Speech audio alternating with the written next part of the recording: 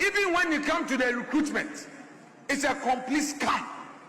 And I'll explain to you, the recruitment into police, immigration, prisons, you are now even telling the youth that they should go and buy forms.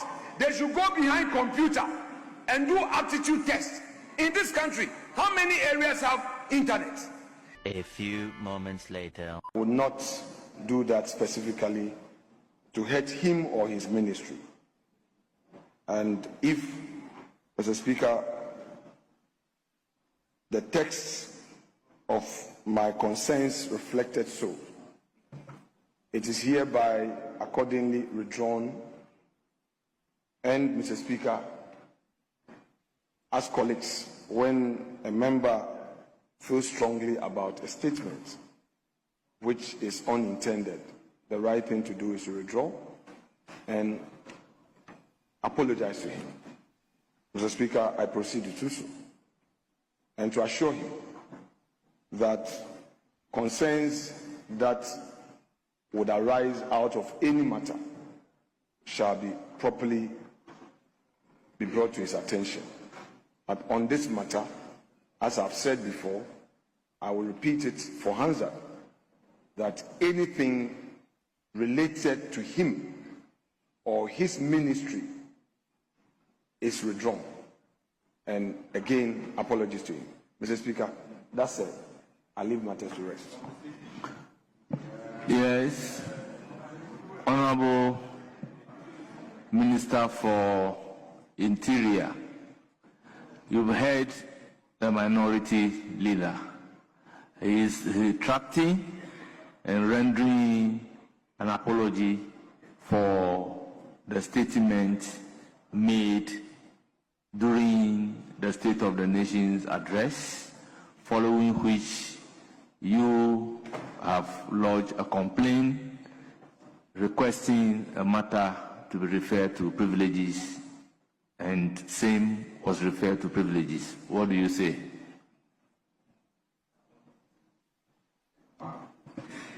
Thank you very much, Mr. Speaker. Mr. Speaker, it is painful to be wrongly accused or your action to be misconstrued and be labeled differently from the intention that you have, especially when it's connoted with criminality and heavy wrongdoing. Mr. Speaker, I've had a great privilege of serving in leadership in this House, probably with a greater respect and with all humility to my colleagues.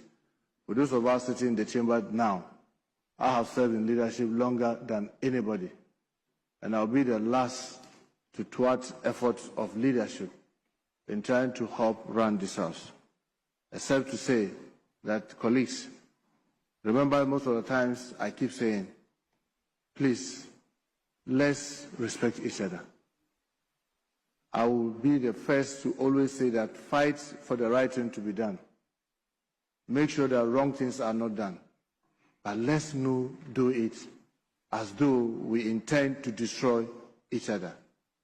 I am heavily hurt and heavily worried.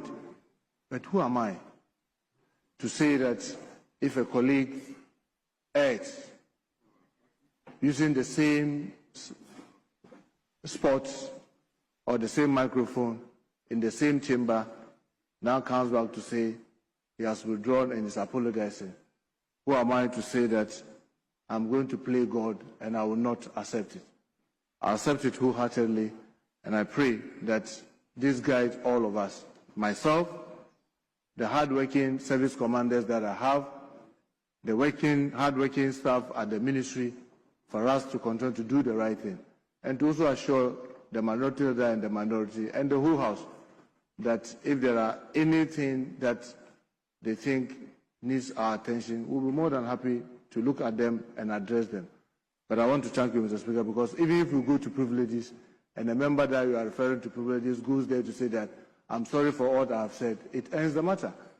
So if leadership, in your wisdom and in the wisdom of the minority leader, apologizes and withdraws, who am I to say I will not accept? My only plea, Mr. Speaker, is that if it is possible to expound that from our records.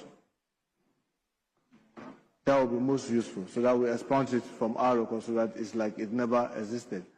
And if the debate or the comments made yesterday in any way was also hardship and the House decided that both or all that should be expanded, I think that may do all of us a lot of good. I thank you so much, Mr. Speaker, for the opportunity.